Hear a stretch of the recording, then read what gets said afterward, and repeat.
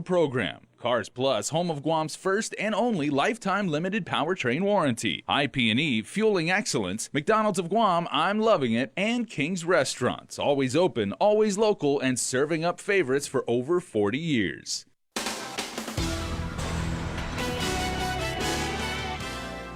Starting now on Primetime, the Guam Regional Medical City confirms a patient under investigation for coronavirus. Plus, the island's only public hospital is no longer accepting Take Care insurance after non-payment from the company. And today in legislative session, your senators passed a bill banning scuba fishing. Chris Barnett has full details. Hafana and good evening, everyone. Thanks for joining us. The Guam Regional Medical City confirms it has a single patient under investigation, or PUI, for the coronavirus or COVID-19. As Sabrina Salas Matanani reports, although Guam has test kits on island, we still have to wait for Hawaii to make the final determination. President and Chief Executive Officer of the Guam Regional Medical City, Dr. Michael Cruz, confirms a patient will be transferred from their Dededo facility to the Guam Memorial Hospital in Tamuning this after determining the individual met the criteria to be tested for COVID-19. We have a patient that we're transferring to GMH, and so we have a patient that we're concerned about, right? And so as far as the criteria that we're using, we feel the patient should be referred or at least tested. So we're referring the patient there. Mm-hmm. And so is that the protocol that they go to GMH when it's determined that it's a PUI? A PUI yes, correct, is a patient that will be going to GMH. Okay. All right. And so in terms of what were the factors that led you to believe that this person should be classified as a PUI? So, there's this sort of the PUI criteria is something that's sort of in flux a little bit, given the areas of where the concerns are. That's country concerns, right? And so this is being discussed right now, and I think it's probably best at this point that the governor's office is going to be having a meeting later along with the task force on how then can we determine what the PUI is as far as specific country. Matter of fact, when KUAM first inquired with the governor's office earlier today about a PUI at GRMC, they had no information. KUAM was only able to verify the information after speaking with Dr. Cruz. There was the indication that the patient had traveled to the Philippines. Can you confirm that? The patient did come from an area of concern, correct. Mm-hmm. Okay. And was it an elderly patient, or can you say that? Male, female? I'd rather not say anything at this point. We're going to be sending out a press release of some sort in a little bit, just to try to deal with some of the confusion it seems to be. According to the press release, samples taken from the PUI were sent to Hawaii for testing, and the patient will be transferred to GMH, who will further be isolated until the results arrive. As reported, Guam currently has test kits, but testing cannot be done locally because they still need to be validated. Public Health Director Linda DeNorsi said actual testing on Guam probably won't be until the end of this month. GRMC, in the meantime, says it has taken all necessary measures to protect the community while in their hospital and is working directly with the Centers for Disease Control and Public Health, who are the leads in Guam's COVID-19 response. GRMC adds it will continue to abide by the CDC guidelines for care of suspected COVID-19 cases, including isolation of any suspected patients prior to transfer to GMH. Guam currently has no confirmed cases of COVID-19. Island residents are urged to continue to stay ahead of the spread by practicing good hygiene, such as washing hands with soap for more than 20 seconds, using alcohol-based hand sanitizers, avoid touching your face with unwashed hands, and staying home if you're feeling ill. Reporting for Guam's News Network, I'm Sabrina Salas Matanani.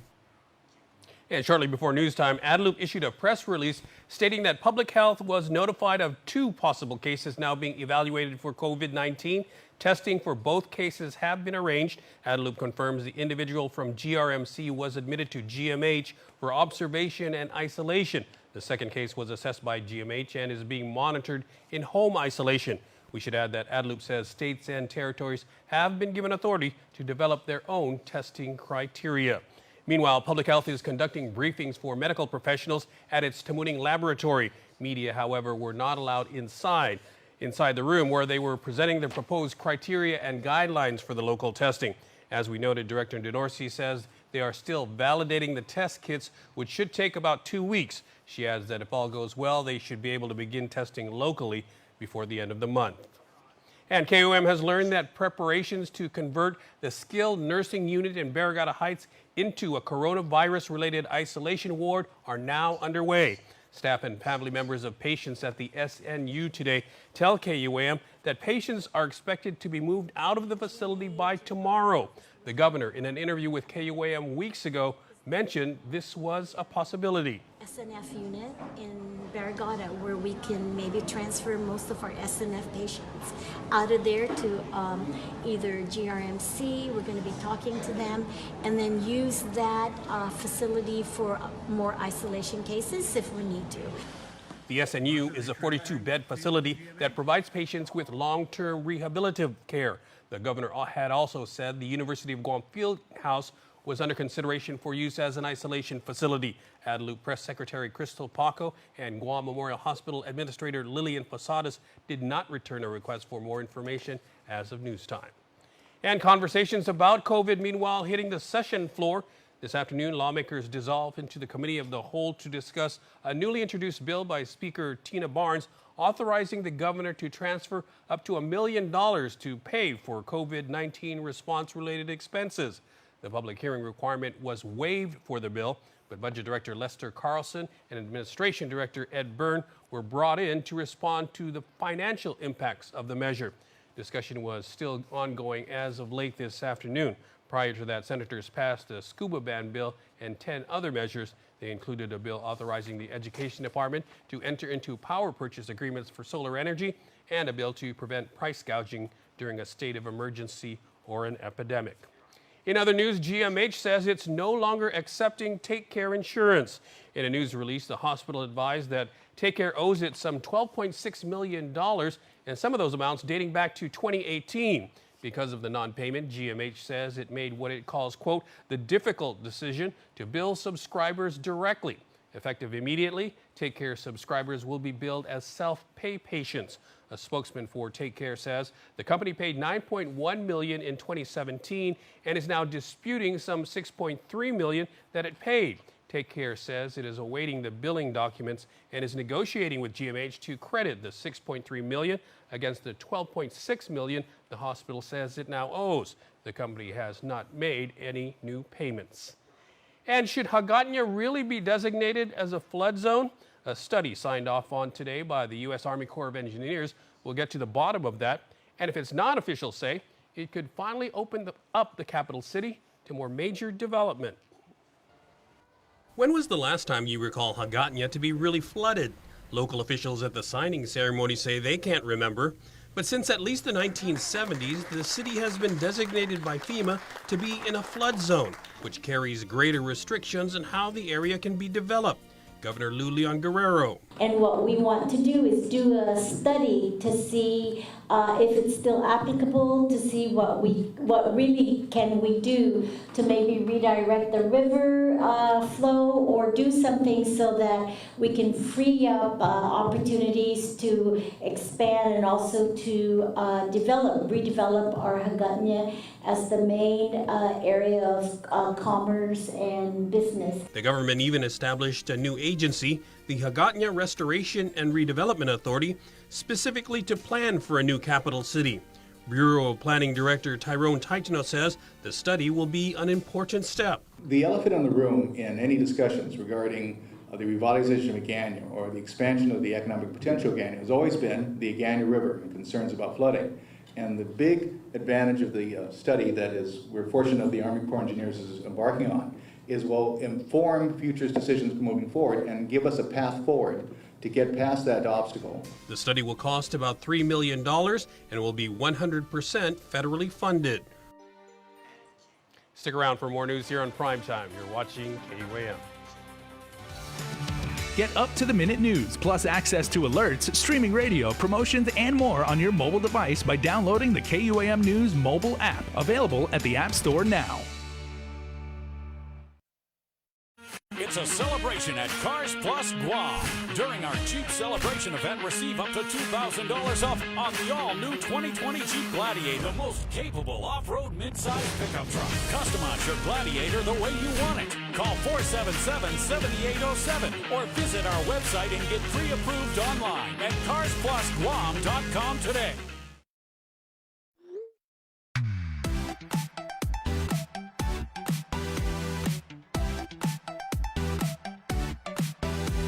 Half the day, I'm in the club.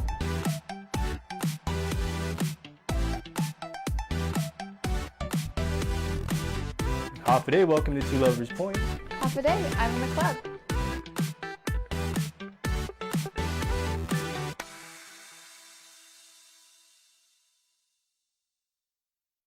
Half a day, I'm Governor Lou Leon Guerrero. Over the next few months, 2020 Census personnel will be coming to your villages. They will be visiting your homes, collecting information crucial to growing our economy and improving our healthcare, education, public safety, and so much more. Please join me in participating in the 2020 Census of Guam, because together we can shape our future for a brighter tomorrow.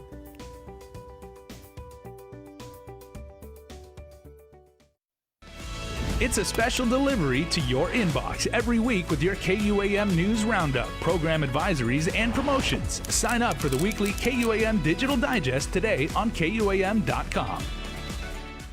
Welcome back, everyone. Brandon Acosta's attorney, William Pohl, has filed 2 motions to dismiss the major charges his client faces for the 2018 rape and death of 15-year-old Tamika Nauta. KUAM's Adriana Cotero reports. And therefore, as a matter of law, should be dismissed before it ever reaches the jury. Defense counsel William Pohl argues that the government did not prove his client, Brandon Acosta, committed the multiple counts of aggravated murder and criminal sexual conduct felony offenses before the alleged victim, teenager Tamika Nauta, passed away. Acosta is before a jury fighting for his innocence for the June 2018 incident. Over the past week, the prosecution presented several witnesses to testify, and yesterday the government rested their case. Today, the defense files 2 motions in limine requesting for the dismissal, and according to Attorney Pohl, these are slightly different from a motion of acquittal. These motions will not preclude me from doing the normal oral request to acquit, but that because for some of the charges we believe that looking through law, that they can't be sustained. According to court documents, the defense argues the government did not prove the time or penetration of the alleged rape, and further that a human being is defined under Guam law as being born and alive. Pohl states, quote, "The problem with these charges is that the government must prove that the victim was not only alive, but that the defendant had to touch her. Neither of these facts can be shown beyond a reasonable doubt," end quote. Following trial yesterday, Pohl told KUAM in an interview that these issues will be a first impression for Guam, and depending on how the Superior Court rules, the defense may end up taking the matter to the Supreme Court. And that outcome will determine whether or not the defense will recall any witnesses. What about Brandon to take the witness stand? Well, again, that would be one of the witnesses that we can always consider. The defendant has a right to testify, but of course, we have a Fifth Amendment right to remain silent, and all of us have that right. Judge Vern Perez continued jury trial until March 16th, allowing time for the government to file a response and the motions to be heard. Reporting for Guam's News Network, I'm Adriana Cotero. In other court news, Judge Maria Senzon grants Army National Guardsman Jason Susuiko's request to combine his 2 criminal cases. Susuiko was indicted for various counts of first-degree criminal sexual conduct. He is accused of inappropriately touching 2 female minors on separate occasions. Susuiko pleaded not guilty to all the charges. Trial is expected to begin in late September. A hostage situation in San Antonio, Saipan continues to unfold. With the latest, here's KSPN 2 News. Half a day Guam, here are the headlines for CNMI. We are here in the village of Hagatna, and behind me is the scene where police officers responded to a report of multiple gunshots being fired. At about 12:50 p.m., Sinamay law enforcement officers attempted to serve an arrest warrant to 32-year-old Gordon Odon Costru. The Department of Public Safety's Public Information Officer, Adrian Paglinan, tells KSPN more about what happened. The situation is that when officers attempted to make or serve the arrest warrant, the individual did, discharge a few rounds up in the air to attempt to flee from the officers. Officers did, try to secure the scene, and we did evacuate all the neighboring residents in the area, just because we're concerned of their safety.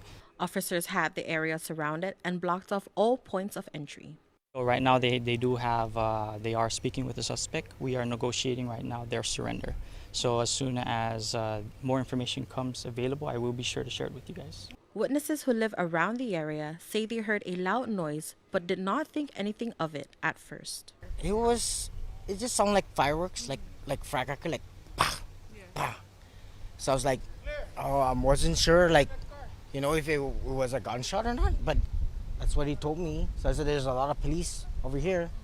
The witness also says that the area is not a safe place.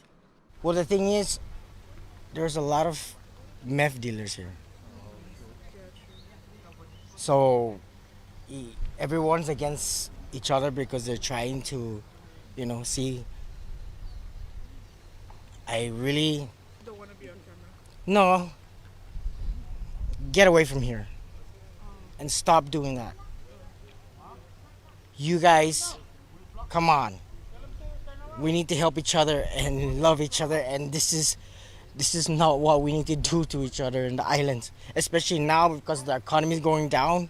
At about 3:50 p.m., DPS says the suspect took his believed-to-be girlfriend hostage. As you can see here, Gordon Costru is seen holding onto his girlfriend as they make their way to a family residence in San Antonio.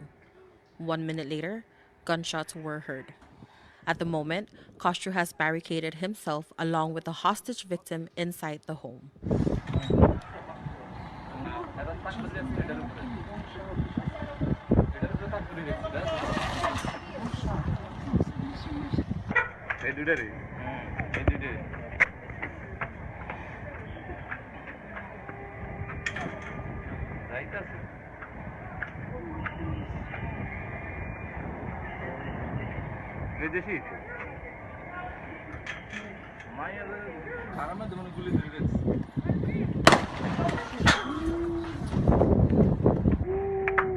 Reporting for KSPN, I'm Sally Lemis. For more news, visit saipantv.com. For KSPN2, I'm Ashley McDowell. Back here in Guam, a bill that bans scuba fishing is headed to Adelup. That's after senators passed the measure, while supporters and opponents of it crowded the Guam Congress Hall. Chris Barnett has more. Senator Sabina Perez's scuba fishing ban bill, co-sponsored by Senator Clint Rigel, passed 13-2 today as proponents and opponents of the measure gathered at the Guam Congress Hall for one last push before senators voted. Only Republican Senators Jim Moylan and Luis Muñoz voted against the bill, which bans fishing while using scuba gear. Even having fish and scuba gear together in the same boat could catch you a case. Opponents of the bill parked a boat outside the legislature and reiterated arguments they presented at the bill's public hearing. Paul Villanueva owns a fish store, and he tells KUAM if senators want to protect species they say are being targeted by fishermen using scuba, nothing is stopping them from doing that. If you want to protect the Tingisan and Atung, I've been telling them to pass laws protecting the Tingisan and Atung. You can catch it also on free dive. Meanwhile, a supporter of the bill, Ron Laguatnia II, said it's easy to see why those who oppose a scuba ban have fought so hard against one over the years. They either own a fish market or out there making some profit off of it. Us, we're sustainable fishermen. We go out and we take what we need for our food and our family. These guys do it for money, you know what I mean?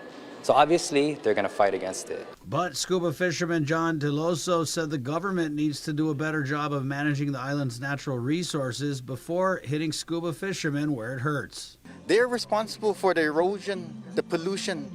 What have they done? Fishermen, us, we're a scapegoat for bad management. And while those who support the scuba ban say scuba fishermen wipe out fish stocks, Roman Edquilani said he wouldn't have been able to fish for over 40 years if he was wiping out all of the fish. That's why we're able to come back to it again, time and time again. That's why we've been doing it this long. An amendment added by Senator Therese Terlahi will mandate the Department of Agriculture to report on the status of hiring 2 additional conservation officers, which they haven't done even though senators authorized it in the fiscal year 2020 budget. The additional officers would address concerns brought up by the department and fishermen that a ban on fishing in preserve areas wasn't being enforced. Meanwhile, Hagatna II tells KUAM the scuba lobby has kept similar measures from passing in previous legislatures, but he said it was imperative that senators pass the bill today to protect natural resources for the future. Obviously, they're commercializing it, so every day you see tanks, guys with boats going out, launching with tanks, commercialized fishing, and it's unsustainable. This is destructive method of harvest. We should stick to a more traditional breath hold, which allows the fish stocks to replenish. The ban in Bill 53 has been adopted in 63 nations, including the CNMI, Senator Paris said. For Guam's News Network, Chris Barnett reports. Coming up in sports, Dave Delgado talks softball with Bill Bennett. Keep it here.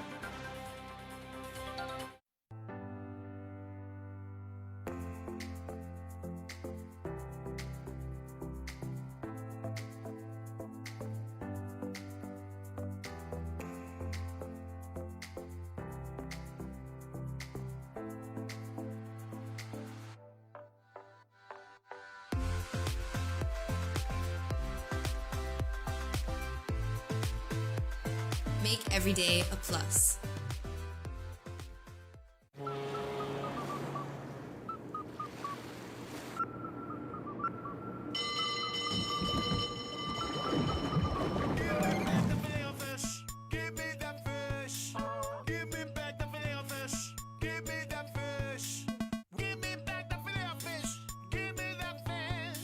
Try double filet sandwich for double the flavor. Just in time for Lent for a limited time. Served all day.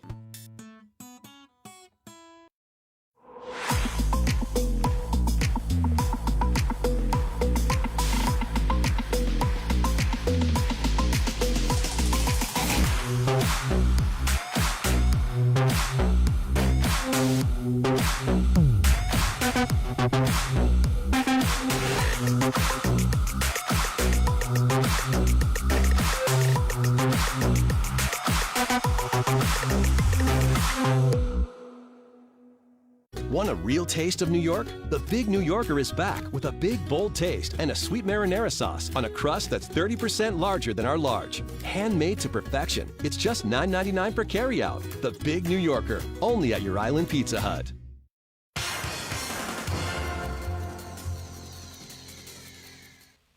Dave Delgado here for KUAM Sports. Thanks for watching. In studio, Bill Bennett from Guam Pony Softball. Now, with the success of the boys middle school baseball program that's been going on for the past few seasons, now the organization is offering something for the middle school girls. Well, yeah, the last 2 years we've tried to get the softball program going for the middle schools. We were encouraged and requested not only by GDOE but by parents and schools, what can you do, get the girls' league going. So we tried to figure out how to fit it into the middle school sports calendar. So we've committed, and GDOE's committed to, do it in the fourth quarter this year, which is going to be next week, starting. And for interested coaches out there that want to take the steps to hopefully take over a team, what's the process like for them? Well, the league is going to be funded by Triple J Enterprises this year and Guam Pony, but we need coaches or parent coaches to step up and find a middle school of their choice and put a team together to get the girls to play.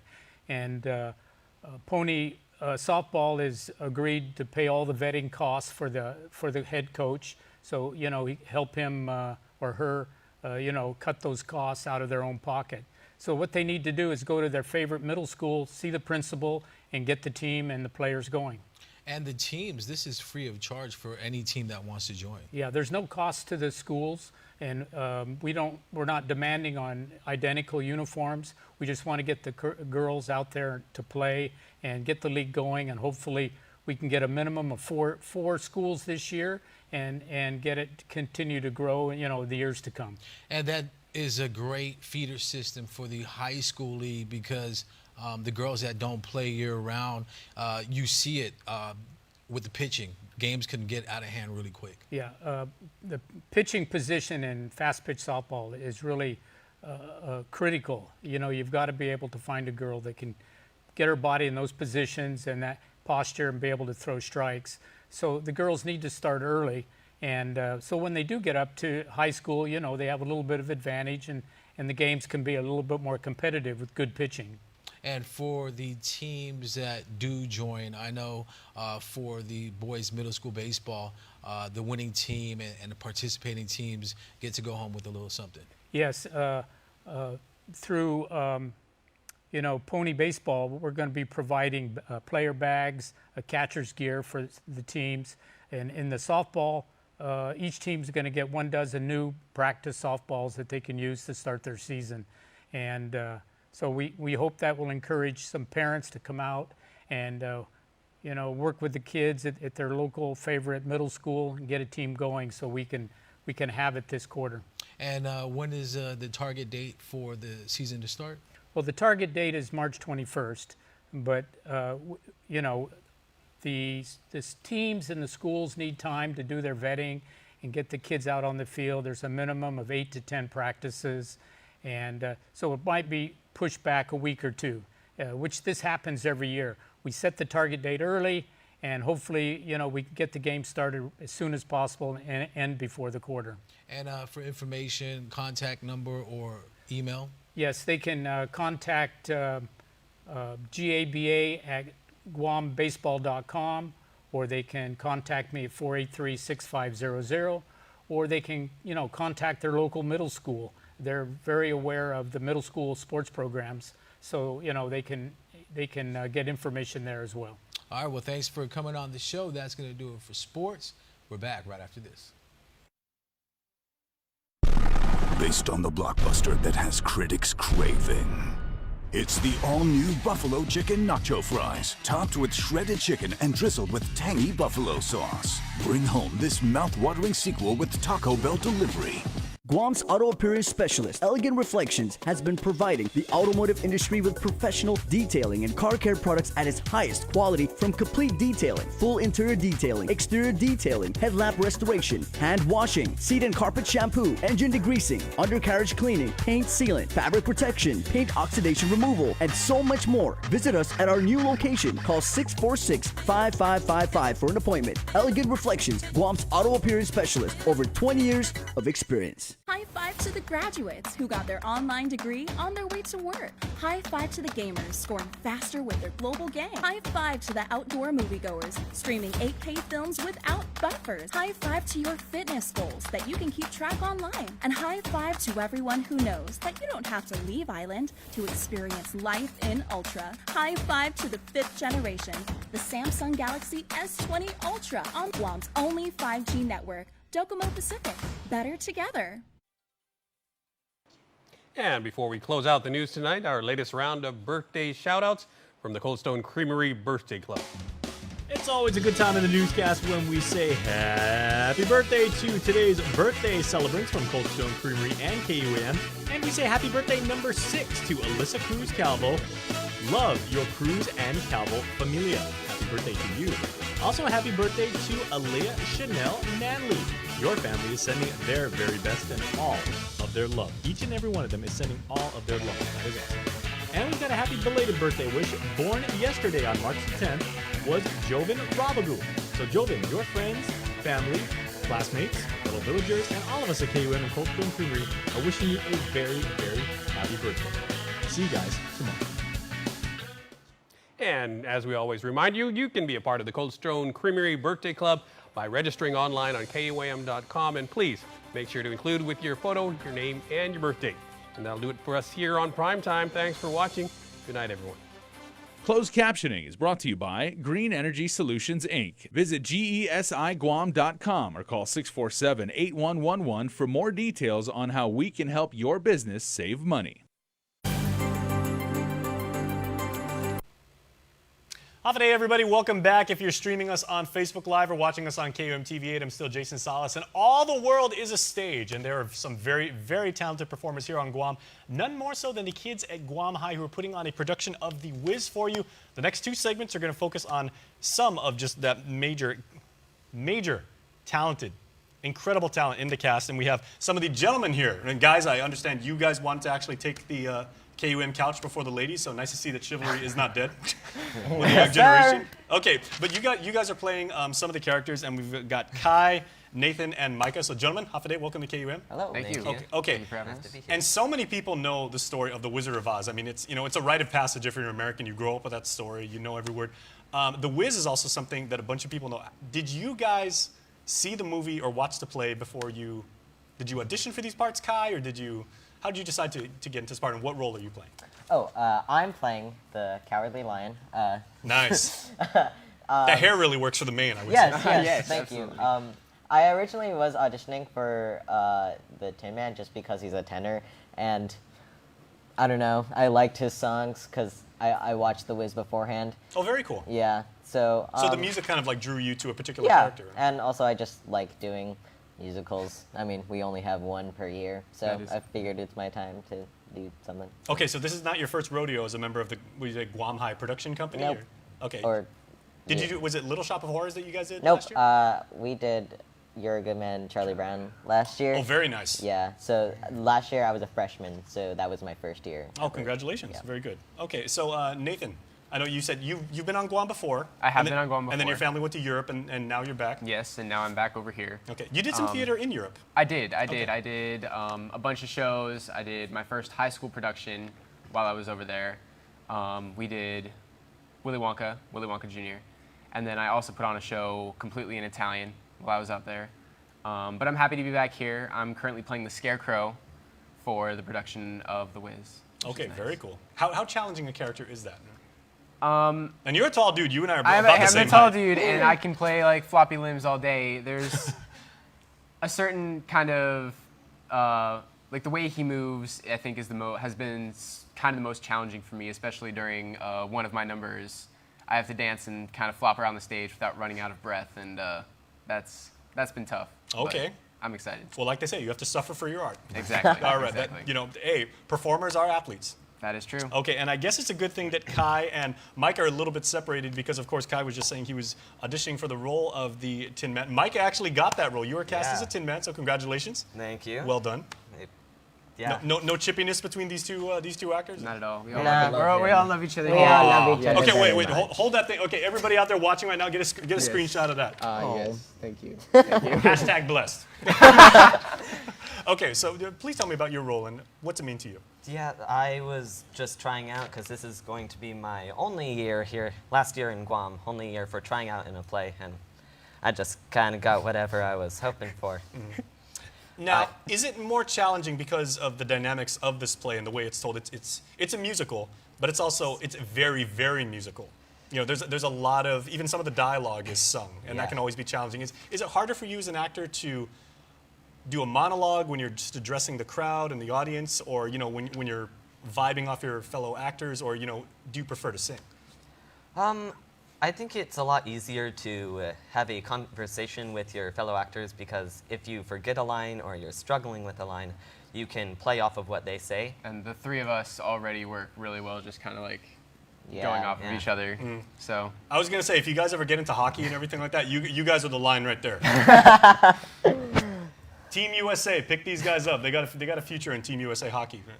Okay, so how many scenes do you guys actually have together, and how much stage time do you guys get as a group? Yeah. Because these three characters are, each of them has their own distinct personality, of course. We all know the story, but you guys also have to, complement each other. We do. So we open, obviously, with Dorothy, and then as she travels through Oz, she meets me, the Scarecrow, and then kind of picks me up on, while easing on down the road. And then we run into Micah over here, the Tin Man, and then run into Lion. and then the Wiz, and then we go and take on the Wicked Witch, and the rest of the show we're all one. After we pick up a line, we're all one group and we go through everything together. Well, Kai, I'd like your opinion on something because, there's a saying in pro wrestling, if you guys are still into like WWE, right? Right. They say the mark of a real good pro wrestler isn't how well he makes himself look, it's how good he makes his tag team partner or his opponent look. It's selling it like to the other guy. As actors, do you kind of feel that way? Because a lot of people, we're so familiar with these characters and we know the dynamic of how the Tin Man plays off the character and, how do you feel about that? I feel it's especially interesting because in this show, because it's based off of something, you're sort of expected to fulfill a role. But I think it's fun sort of making these well-known characters our own in a sort of sense and being able to play off each other in that way, especially because some of the most fun I've had within the scene is just, something goes awry and then we just start improvising. Exactly. Nice. And it's the most fun. Well, that's good that you guys have that, and that is an incredible talent that for some people takes decades to hone. So it's good that you guys are friends, and it's good that you guys are such professional actors that you give each other that creative freedom. Yeah, professional. Okay. Right. Well, we got about 15 seconds before we got to bring the ladies Gotcha, on, but we want to gotcha. tell people while watching this right now, where can people get tickets? Any one of us. Yes. And any other cast members. And ask at the Guam High School, the Anderson Middle School, or the McCool Elementary Middle School. There are tickets available there. All over the place. There are shows from the 19th to the 21st. Okay. All 6 p.m. shows, and then a matinee at 12 p.m. on Saturday. All right, well, gentlemen, as they say, break a leg, and we are going to bring the ladies up right after this, so please stay tuned. Our interview with the cast of The Wiz from Guam High continues right after this on Extra. Green Energy Solutions, Inc. would like to congratulate GU Self-Storage along with Calvo Enterprises in doing their part by going green with a monthly power reduction by over 80%. Power consumption before installation was 39,700 kilowatt hours. After installation ended in 6,221 kilowatt hours, which resulted in savings over $10,000 a month. GESI also offers LED lights, solar thermal VRF air conditioning, and solar photovoltaics. Visit our website and let us help you save. It's a celebration at Cars Plus Guam. During our Jeep celebration event, receive up to $2,000 off on the all-new 2020 Jeep Gladiator, the most capable off-road mid-size pickup truck. Customize your Gladiator the way you want it. Call 477-7807 or visit our website and get pre-approved online at carsplusguam.com today. Want a real taste of New York? The Big New Yorker is back with a big, bold taste and a sweet marinara sauce on a crust that's 30% larger than our large. Handmade to perfection. It's just $9.99 per carryout. The Big New Yorker, only at your Island Pizza Hut. Half a day, everybody. Welcome back to Extra, and we continue to ease on down from this commercial break, and we are continuing our investigative, should I even say that? It's our lively discussion with the cast of The Wiz from Guam High, and we have, finally, the ladies have taken the KUAM couch, so we say half a day to Chloe, who is playing the part of The Wiz. Hello. The character for whom the play is named, so that's a very challenging position. Yes, Okay. yes it is. Okay, I want to talk to you about that, but Dorothy is played by Alora from Santa Rita. Yeah. So Alora, I'm happy to have you here. Then Kira is playing Ada Pearl? Ada Pearl. Ada Pearl, okay. That character I'm not too familiar with, so let's start with you and everything. How does that character shape up in the story and relate to the other characters? So in The Wizard of Oz, when you watch it in the movie, Glinda is the witch that goes in with the Munchkins, and she's the one that first meets Dorothy. In The Wiz, Ada Pearl is the one who does that. Oh, okay. All right. So for those of you who go rent the movie, go stream it on Netflix or go torrent it. I'm not encouraging that, but you can get it by various means. So each of you, we can just kind of go freeform here because as the gentlemen were even saying, the ladies run the show. So what's it like playing these characters and your singing parts? I understand. Maybe we'll start with you. Dorothy, you have the most speaking lines in this play, so. Yeah, I mean, well, the singing parts, I could say that out of all my characters that I have played, this is kind of difficult for me, but I'm still adjusting to it. And I really like playing Dorothy because I get out of my comfort zone because it's not like all the other characters I've played, I guess. And I guess that you kind of just see our adventure that we go on, and I kind of just want to portray that. Dorothy's character also goes probably the most transformation. You know, when we're Yes. first introduced into her, you know, she's very, very innocent, very naive, and then, you know, she develops this inner strength, and she's inspirational to her yeah. character. How do you actually carry that through, you know, 3 scenes of the play? I guess I kind of just have to put myself in that position and kind of relate it to like my life now, or like actually, I guess. And it's kind of just like relating that to your own self, and that kind of helps you act as if you are that character, and that's what I do. Okay, and now Chloe, speaking of characters that you have played, you've actually got some Shakespeare on your LinkedIn profile. Yes, I've done Shakespeare. I think it was my freshman year in high school. Nice. So I think I read Shakespeare my senior year, and it literally was like Greek to me and I everything. love Shakespeare. Outstanding. Okay, so what about this play drew you to it and made you want to get involved? I've always been very interested when it came to theater, whether it was plays or one acts or even musical theater. It's always been a very big passion of mine since I was first introduced to it. And I was here last year in the musical we did of You're a Good Man, Charlie Brown. I played Peppermint Patty that year. And it That's a challenging introduced role. me. Not last year. I didn't do much. Okay. But it introduced me to the different ways that different schools do their productions, and I made many friends and family, and I was like, I'm not ready to give this up just yet. Okay, so any actor knows that if you really, really get into your craft, right, you really take ownership of your character, you can even challenge your director, and you can just say, you know, I know you're telling me to do this, but I believe she would go in this route, or she would react in this way. Have you guys had any of that, like, taking like liberty, or just saying like, hey, this is my character, this is who I am? I think our directors are usually really supportive of what we feel our character is, and they help us portray that as we want to. Very cool. What is this character meant to you, and what other characters have you played? Last year I was Lucy in You're a Good Man, Charlie Brown. Nice. And I think overall, like, learning how to be that character is really great. Okay. How about you? Well, I have done outside of Guam High, and I've done Guam Gate Theater. Mhm. I was actually in Mamma Mia, and I played Sophie as one of the, I played Sophie. and I was also in Shrek and other plays outside of it. So. Well, I had no idea that we were going to have like 3 amazing ladies that would probably have like a star on the Hollywood Walk of Fame here. But okay, Screen Actors Guild cards, you can produce them at the end of the show when you get out and everything. So I'll ask you guys the same thing that I asked like the gentleman earlier and everything. How much stage time do you have together, and like what's it been like, you know, playing off each other, you know, working on each other's, you know, strengths, and, you know, kind of like, you know, highlighting each other's strengths? I don't think we have really any scenes where all 3 of us are in it. Mhm. Obviously, we But- have scenes yeah, with when- her. Mhm. She's got it at the beginning, and I don't come in until right near the end because you don't meet me until Mhm. the end. You're the Deus Ex Machina figure. Yes, and then I disappear for the rest of time. I'd like to know, how challenging is that? Because, you know, everybody gets so excited, you know, it's like, it's opening night, everybody's really, really jazzed, you know, the overture comes in, you know, everybody's really, really excited, and then you don't come in and so late in the play. How do you stay with your A game on?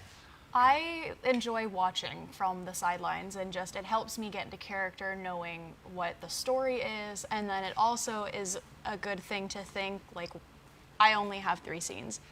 Make them work for it. Make it be as best as I can possibly That's be. Mamba mentality right there, you guys. Rest in peace, Kobe. That's awesome. Okay, so again, we wanted to give you ladies the chance to let everybody out there know, where can people get tickets? So you can get tickets from any of the cast members from McCool Elementary School, Anderson Elementary School, and Guam High School. Okay. Could I trouble you guys? Can you maybe do like a couple bars from a number? Do you guys, if you guys have time together? Yes, Laura. What should we sing? I mean, can we bring the boys in? Is that possible? If the guys want to go, okay. We only got about. Oh no, we only got about 15 seconds. So. Okay. Well, we can save it for the play. Yes, exactly. Okay, yeah, no, we don't want to give too much. Okay. But you have to watch and see. Yeah, we've already said that Chloe comes in at the final scene, so spoiler alert. It's also spoiler alert for The Wizard of Oz, as you don't come in until the end anyway. Oops. Well, But you yeah. know, it's a wonderful scene. So, okay, so ladies, thank you so much. Thank you. And Thank you. we hope you guys break a leg as well. Yes. Congratulations and Thank good luck. you. All Thank right, you. Stay tuned because we will be back right after this.